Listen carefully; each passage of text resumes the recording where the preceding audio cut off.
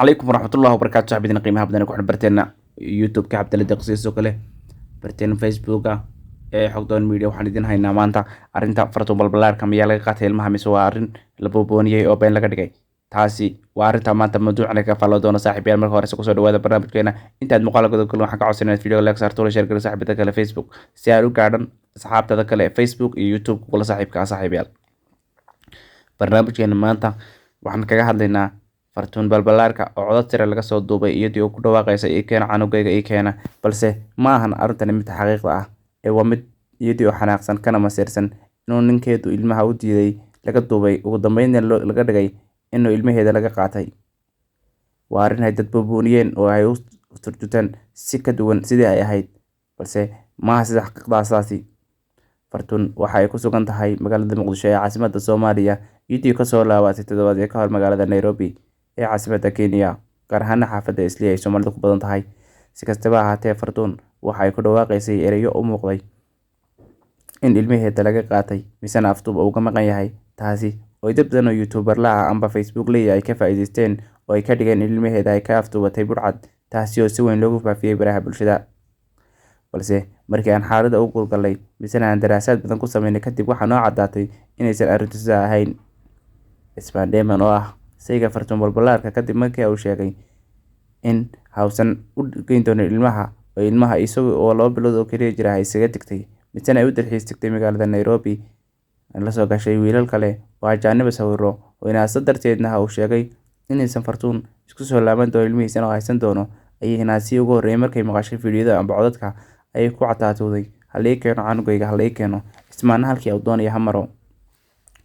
arintu sanayay ahayd, balse aan idigu celiyo mar labaad videoga idinka oraaliya si aad u eegteen amba aad uga bogataan idinkuna.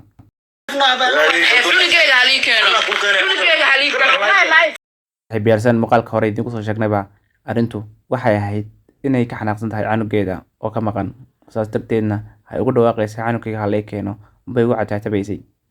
fartuun oo ahayd gabadh YouTuber leeya waqtigii hore ku soo caanbaxday barta YouTube-ka iyadoo sidoo kalena qaadi jirtay heesaha haramka ee ay fanaaniinta imika qaadaan sida Sharma Boy oo kale, taasi oo qaaday heeso badan ugu dambeyntiina sheegi jirtay inay leedahay 3 hore oo caruur ayaa guursatay Ismaan Deeman oo isku hayb ka soo jeedaan oo isku deegaan ka soo jeedaan ayay isku guursadeen magaalada Muqdisho. waxay waqti badan ahaayeen reer farxasan amba qoys faraxsan oo si weyn baraha bulshada u soo bandhiga jacaylkooda iyo qiimaha iyo qadarinta ay isku hayaan. balse wax walba waxay isbedelay markii ay tagtay magaalada Nairobi ee Ismaan oo xanaaqsan iska soo duubay muuqaal ku sheegay inay fartuun kala dhaqaaqeen misana ay isku soo laaban dooneen kadib markii ay qiyaantay sida hadalka u dhigay. fartuun balbalaarka iyo Ismaan Deeman ayaa midka kale ku eedeeyay inuu isagu ka xadgudbay, inkastoo ay fartuun ka gaabsatay oo inay sheegin inay ninkeeda kala tageen in kale. mar baraankii lagu weydiinayay inkastoo mawduucan ku soo darin, haddana aan ku soo dari doono mawduucayna soo socda. mar la weydiinayo su'aal ay gabadh kaga guuleysatay game waxay tiri miyaad kala tagtay ninkaaga mise mid kala tageen, waxay tiri maya arrintaasi kuma taalo iyadoo ugu dambeyntii hadalka inta hoos u dhigtay ku tiri haa.